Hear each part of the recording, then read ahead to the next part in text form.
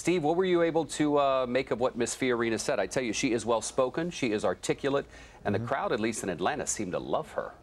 Yeah, so she really sort of continued from her strong performance yesterday at the what some were calling the happy hour debate. She was one of the 7 in the pre-debate debate who didn't make the top 10, but you know, pretty much everybody thought that she did great, if not outright won that debate. And so you heard a lot of the same things that she was talking about yesterday. Basically, you know, she articulated her views on national security and foreign policy, I think, a lot better than people really expected. This is a woman who has no political experience other than losing pretty badly a Senate race in 2010.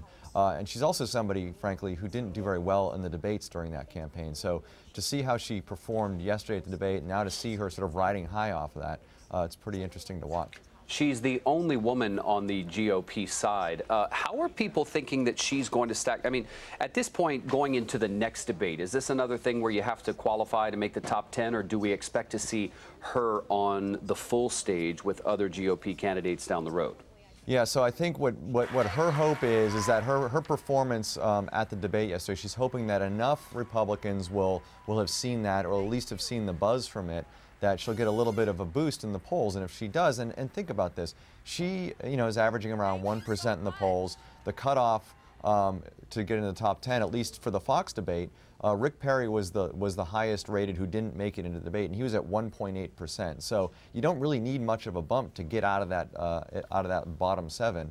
She's hoping that she's going to see some of that. The CNN debate in September, it's the same rules. The top 10 will make it to the primetime debate, but the way they're doing it is the bottom 7 will be up right before. So it's not like a 5 p.m. and 9 p.m. situation. They'll both be back-to-back, so they'll both be in prime time. Is there going to be a debate after the CNN debate, Steve, where all of the GOP hopefuls will be on the stage?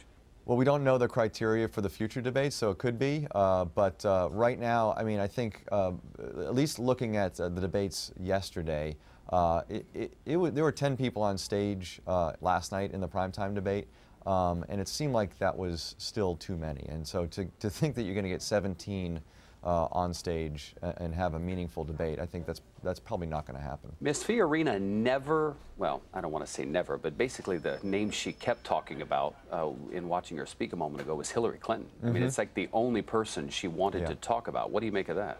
I mean, that's been a big thing for her campaign ever since she got in. She's basically been juxtaposing herself with Hillary Clinton and making the argument that you're going to need a woman on the Republican side to stand up to Hillary Clinton as the presumptive Democratic nominee. Now, whether I mean, it's sort of worked a little bit. I mean, people have warmed to her, but it hasn't shown up in the polls, and it hasn't shown up in her fundraising, and that's been a big problem for her.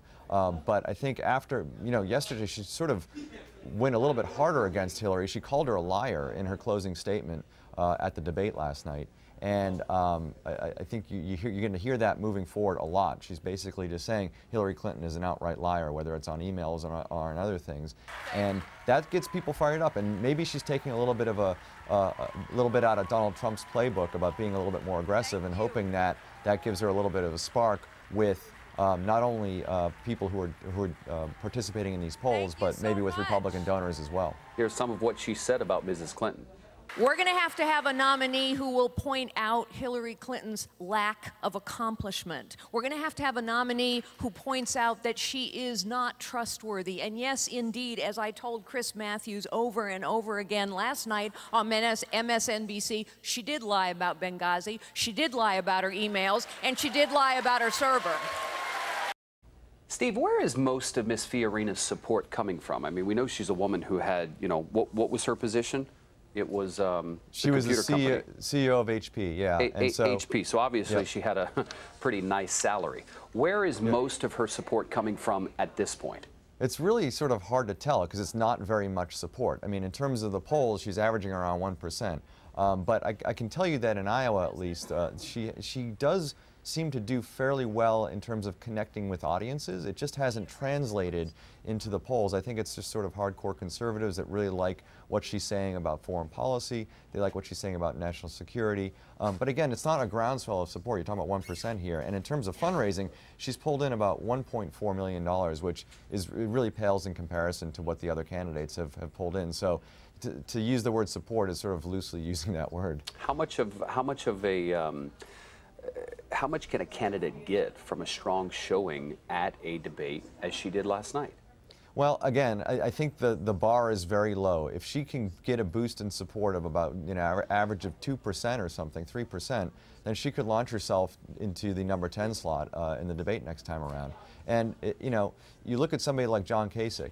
Kasich was at 1% or not even really, you know, in the polls. He announced, got a boost, and within a few weeks was on the stage of the debate. So, you know, this buzz is probably a little bit more valuable than just an announcement. I mean, people are really responding to her performance at the debate. And so it really doesn't, it's not going to take a lot. It's just going to be interesting to see if polls over the next few weeks that she shows a bump. And if that's the case, you know, it'll be interesting to see who in the top 10 drops out. Who does that affect? Is it going to be somebody like Chris Christie, somebody like John Kasich? Those are the people who were on the bubble last night. Steve Chaggaris in Washington, thank you for the commentary, sir. We appreciate it. Thanks.